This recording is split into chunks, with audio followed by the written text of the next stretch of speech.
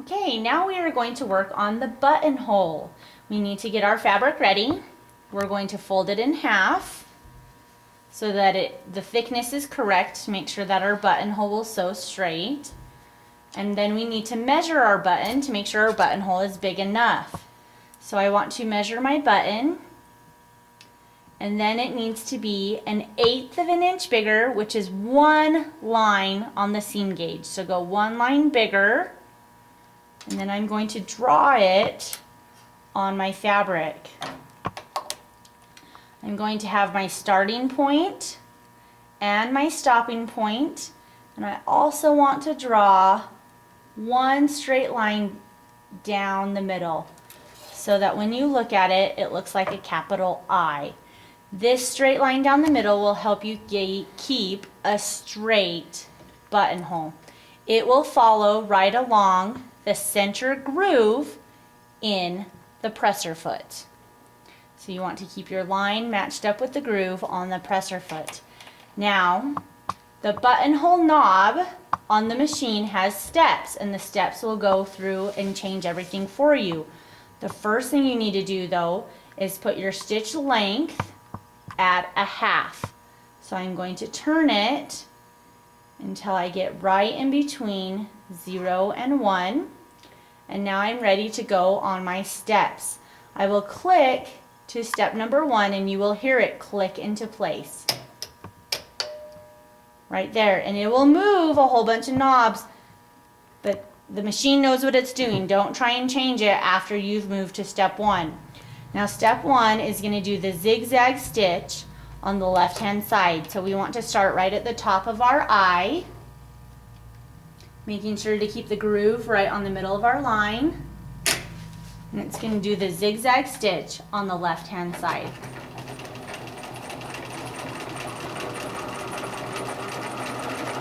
I want to make sure I'm watching so I don't go farther than I've marked my line. Right there when I get to my line, I need to make sure that the needle is in the up position before I switch to the step 2 or the next step, or it will not rotate to the correct step. So now I'm going to go to step 2 and you will hear it click into place. Right there, it does a back stitch up the down the right hand side.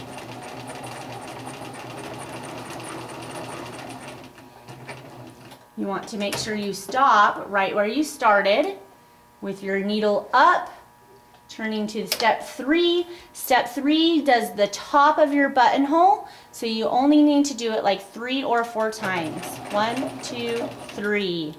Keep your needle up, switch to step 4, hearing it click into place. Step 4 will now do the zigzag stitch on the right hand side.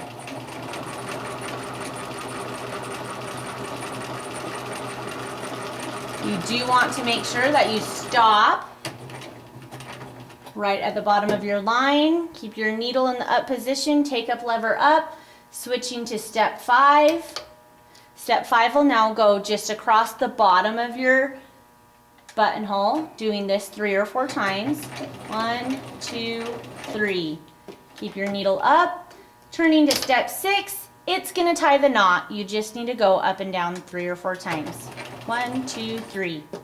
There you go. Let's look at our buttonhole and see how we did. We want to make sure we trim our threads, top and bottom. And now we have a beautiful button design for the hole, but we need to make sure that we cut it open so that our button will fit through it.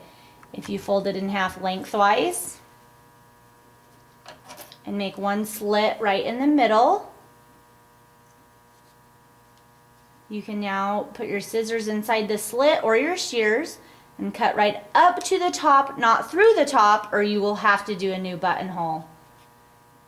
Cut down to the bottom, and now it's open and ready to go, and your button should slide right through it, and you can do your button right on the same fabric sample as your buttonhole.